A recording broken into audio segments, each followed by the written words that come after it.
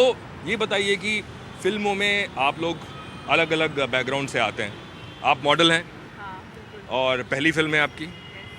रूही ने miss India जीता है। फेमिना मिस इंडिया और फिर miss universal peace and humanity 2014। जी। अवनी एक्ट्रेस हैं, साउथ इंडियन फिल्म्स भी की हैं और क्या क्या है वो और आप बता दीजिए। जर्नलिस्ट भी रही हैं वैसे ये। ये आपके अलावा और कोई नहीं जानता था, आपने क्यों बता दिया सबको। एनीवेज या मैं थिएटर एक्ट्रेस रही हूँ। मैंने 2 तमिल फिल्में की है और एक इंटरनेशनल शॉर्ट फिल्म की है गुलाबी, और ये मेरी बॉलीवुड डेब्यू है। आप हाँ जी, मैंने एक किंगफिशर कैलेंडर की है 2013 में एंड ये भी मेरी पहली फिल्म है, सो आई एम वेरी एक्साइटेड। आप मैं एविएशन बैकग्राउंड से हूँ बट साउथ इंडियन एक्टर हूँ। 4 मूवीज़ कर चुकी हूँ साउथ में और हिंदी में मेरी पहली मूवी। जी। तो मैं सबसे पहले तो आपसे यही पूछना चाहता हूँ कि सबके दिलों में ये शुरू से था दिमाग में कि आपको यार फ़िल्मों में जाना है। हाँ? बिल्कुल ऐसा तो बहुत था। मतलब आप जब 2-3 साल मॉडलिंग कर लोगे तो आप मोनोटोनस फील कर सकते हो, तब आपको फिल्म के बारे में ज़रूर सोचना पड़ेगा। ये मुंबई शहर है, यहाँ पे तो बॉलीवुड है ही। अच्छा, आपको भी था कि आपको हीरोइन बनना है? वेल मैं हमेशा से स्पॉटलाइट मुझे बहुत पसंद थी and even in school I used to take part in everything and anything on stage. आप बताइए। वो टाइम पीरियड जब बच्चों को ये पता नहीं होता कि बोर्ड के एग्जाम्स के बाद साइंस स्ट्रीम में जाना है या कॉमर्स स्ट्रीम में जाना है, तब मैंने डिसाइड किया था कि मुझे लाइफ में एक्ट्रेस ही बनना है। क्या बात है। जी, मेरी मम्मी थिएटर एक्ट्रेस हुआ करती थी, तो जब भी मैं उनकी प्लेस देखने जाती थी तो सब बोलते थे कि हीरोइन की बेटी आ गई। तो कहीं ना कहीं मेरे जहन में ये था, उन्होंने कभी मुझे पुश नहीं किया कि चलो तुम भी हीरोइन बन जाओ, today she is a housewife. लेकिन आई थिंक वो मेरे जीन्स या फिर मेरे खून में था, तो या I always wanted to be an actor. अब लोग बोलेंगे कि हीरोइन की माँ ही है। आई होप जी, आप बताइए।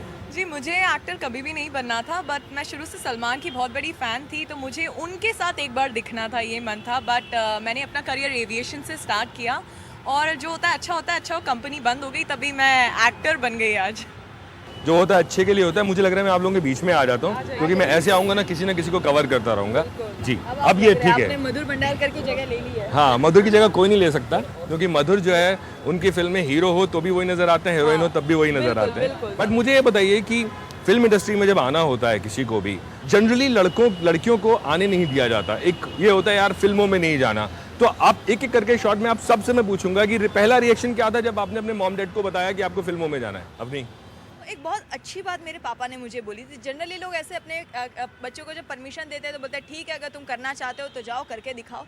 मेरे पापा ने बोला ठीक है, अगर तुम हीरोइन बनना चाहती हो चलो हम करके दिखाते हैं। क्या बात तो है। तू जा करके दिखा और चल हम जाके करके दिखाते हैं। ये तू और हम के बीच का जो फासला है वो बहुत बड़ा है और आज दिन तक मेरे पापा, मेरे मम्मी पापा और भाई सब ने मेरा साथ दिया है। जी, मेरी मम्मी एक बहुत मानी हुई ज्योतिष हैं और उनने काफ़ी पहले ये प्रेडिक्ट किया था कि मैं एक्टर ही बनूंगी, बट मैं उस प्रोफेशन में नहीं थी। तो जब मुझे मम्मी को ये पता चला तो वो बहुत खुश हुई। उन्हें बोला देखा मुझे तो पहले ही पता था, तो इसीलिए काफ़ी सपोर्ट मिला मुझे फैमिली से। आप नंबर दीजिएगा मुझे जी, ज़रा। जब मधुर ने आप लोगों को सिलेक्ट किया अपनी फिल्म के लिए तो झटका लगा कि यार हमें मधुर की फिल्म मिल रही है क्योंकि मधुर का एक ऑडियंस है जो बड़ी बड़ी हीरोइंस है वो भी चाहती हैं कि उनके साथ काम करें। तो क्या रिएक्शन था और वो ऑडिशन में आपको उस फिल्म में आने के लिए कितने पापड़ बेलने पड़े? जी, मेरा रिएक्शन पहले तो मुझे लगा कोई फेक कॉल है। जब मुझे इस मूवी के लिए कॉल आया था मुझे लगा ऐसे ही कोऑर्डिनेटर जो बैठे रहते हैं हर कॉफ़ी शॉप पे वो मुझे कॉल कर रहे हैं। वैसे फेक कॉल्स आती हैं? काफ़ी ऐसे कॉल्स हैं, अब नहीं आते क्योंकि अब उन्हें भी पता है कि हमें पता है कि वो फेक हैं, इसलिए पहले आते थे। तो पता होना चाहिए आपको कौन फेक है कौन नहीं। तो पहले मैंने सीरियसली नहीं लिया और उसके बाद जब तीसरा कॉल आया उन्होंने मुझे बोला कि डायरेक्ट मीटिंग है मिस्टर भंडारकर से, तो मैंने सोचा ये अपॉर्चुनिटी तो नहीं छोड़नी चाहिए। कुछ नहीं होगा तो एटलीस्ट सर से मिलना तो हो ही जाएगा। बट मेरी पहली मीटिंग ही बहुत पॉजिटिव थी। जब मैं उनसे मिली 10 मिनट के अंदर मुझे पता था मुझे मूवी मिल गई है और उनको उनकी नंदता मेनन मुझ में मिल गई है, तो क्या बात। I was very happy. आप देखिए, मैंने किंगफिशर कैलेंडर की हुई थी 2013 में, तो जब मुझे पता चला कि मधुर भंडारकर फिल्म बना रहे हैं कैलेंडर गर्ल्स के बारे में, तो मैंने तो सोचा कि ये मेरे लिए ही है, ये चांस मेरे लिए। आई डिडंट नो कि मैं सिलेक्ट होंगी कि नहीं। और मैं कोलकाता वापस जा रही थी तब उन्होंने मुझे फ़ोन करके कहा कि we are starting shooting with you, आ जाओ अभी बिल्कुल। तो मैं तो रोने लग गई। अरे मैं मधुर सर के ऑफिस में घुसते ही रोने लगी, वो भी रोने लगे। So we were very emotional. वो क्यों रोए? मुझे देख कर आई थिंक। अब नहीं। मैं मिली थी मधुर जी को, दोस्त है हमारे नीरज जी उनके थ्रू, और मैं मधुर जी को मिली तो उन्होंने पिक्चर्स पसंद किए, फिर मुझे बोला कि देखते हैं तुम परफॉर्मर कितनी अच्छी हो, फिर ऑडिशन के लिए बुलाया। वही फैशन हीरोइन की उनकी पहली फिल्मों की स्क्रिप्ट मुझे दी गई। ऑडिशन में मुझे लगा कि हाँ अब तो मैं बाजी जीत जाऊंगी, क्योंकि मुझे पता था एक बार ऑडिशन देखेंगे तो वो ना नहीं बोल पाएंगे, और वही हुआ। ऑडिशन देखने के बाद मुझे तकरीबन 10 दिन में फ़ोन आया कि तुम ये फिल्म कर रही हो। शत्रुबा से। Yeah, I think he needed a very strong Bengali character, because when I walked in, he told me that my film is also based in it will also show a character of a Bengali girl. So I did my best. Audition में when I was asked to perform on 2 characters, I did my best. फिर उसके बाद तो it just worked out. I got a call in 3 weeks. South Indian जो films हैं वो visa है क्या हिंदी सिनेमा के लिए? क्योंकि मैक्सिमम लड़कियां देखते हैं हम लोग वहाँ से घूम के इधर आ रही होती हैं, वहाँ से आने के बाद जब इधर आती हैं आपकी स्ट्रगल कुछ कम होती है? Until you have worked with very big, like आपने रजनीकांत या कमल हासन के साथ काम किया या महेश बाबू के साथ काम किया है, अदरवाइज कोई घास नहीं डालता, जो हम क्लियर वर्ड में बात करें तो।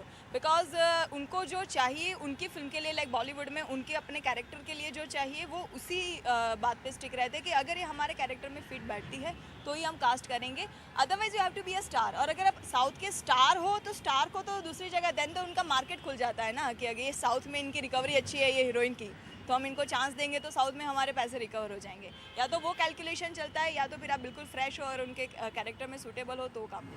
बिल्कुल एग्री करती हूँ अपनी से इस बात में, बिल्कुल। एक और चीज़, कैलेंडर गर्ल्स या और इस तरह की जो फिल्में होती हैं जहाँ पे थोड़ा एक्सपोजर होता है, थोड़ा एक्सपोज आप लोगों को करना पड़ा होगा इस फिल्म में, क्योंकि कैलेंडर गर्ल्स जब आप बना रहे हैं तो आप साड़ी पहन के तो आप फिल्म हमने वो भी नहीं। पहना है। मैंने सिर्फ साड़ी और सलवार कमीज पहनी है और ड्रेस पहनी है पूरी मूवी में। बिकनी सिर्फ वो 60 सेकंड के लिए पहनी है, वो भी जो ऑसम मोरा माया में।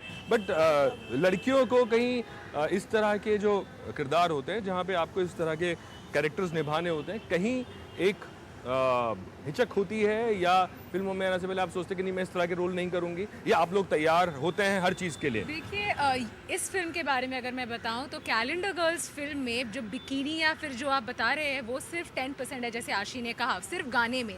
बाकी की जो फिल्म है वो performance oriented and as it is a Madhur Bhandarkar की फिल्म है, तो लड़कियां सिर्फ हॉट नहीं लग रही है या फिर मॉडल्स प्ले नहीं कर रही है, वो अपने किरदार निभा रही है। एक और चीज़, आप जयपुर से भी आती है ना, एक छोटे शहर से भी आप आती हैं, एक अलग तरह की सोच होती है, क्योंकि मैं भी जिस शहर से आता हूँ वो छोटा शहर कहाँ है। से आप? मैं बुलंदशहर से आता हूँ। अरे बुलंदशहर से मेरे नाना जी भी थे। What a connection right here। उस हिसाब से आपके मामा हुए। उस हिसाब से हम रिश्तेदार हैं। पॉइंट मेरा ये था कि I never had a problem जब कैलेंडर गर्ल्स की बात थी to wear a bikini. I don't think it's a taboo any more in our society, but yes the film is about content. और जो हमने कहा है कि वो 60 सेकेंड्स ही बिकिनी है, वो 60 सेकेंड्स काफ़ी है बाकी लोगों को घायल करने के लिए। जयपुर की हम बात करें, अवनी आप क्या बोलेंगी? गांधीनगर से आप आती हैं। गांधीनगर से हाँ, वहाँ काफ़ी बड़ी बात है। सब मुझे याद है, मेरी मम्मी ने जब ये फिल्म का पोस्टर देखा जो गोल्डन एंड वाइट बिकिनी में हम लोगों ने पहना है, तो उन्होंने मुझे सवाल किया कि गांधीनगर में यही पोस्टर लगेगा? तो आई वाज क्वाइट सरप्राइज। मैंने कहा हाँ मम्मी शायद तो यही लगेगा, हमने शूट किए हैं 2-4 दूसरे पोस्टर्स भी। तो उन्होंने मुझे बोला एक काम करना, मधुर जी को बोलना कि गांधीनगर में ये वाला ना लगाए, दूसरे लगा दे। बिकॉज शी नोज़ कि वहाँ पे मतलब मेरी फैमिली उतनी कंजर्वेटिव नहीं है, बट सोसाइटी है। मुझे ये डर नहीं था कि मैं पहन पाऊँगी या नहीं, मुझे सिर्फ ये था कि मैं पहनने के बाद मैं उसको कैरी कर पाऊँगी या नहीं, मैं कहीं गलत ना लगूँ, मैं पहनने के बाद कहीं अंडर कॉन्फिडेंट ना लगूँ। तो फोटोशूट करवाया, then I was quite confident कि नहीं मैं ये कर पाऊँगी, एंड आई एम प्राउड। वो कहते हैं ना कि लोग क्या कहेंगे has killed more dreams than anything else. Exactly, तो we should not think of that. Hindi cinema में आप जब कदम रखने वाले होते हैं, क्या चीज़ है जिसने सबसे ज़्यादा आप लोगों को परेशान किया? कम शब्दों में आप बता दीजिए। परेशान लोगों के एटीट्यूड ने किया मुझे। मैंने बहुत सारे लोगों के बहुत सारे एटीट्यूड का सामना किया है। मैं एक बात यहाँ पे क्लियर करना चाहती हूँ।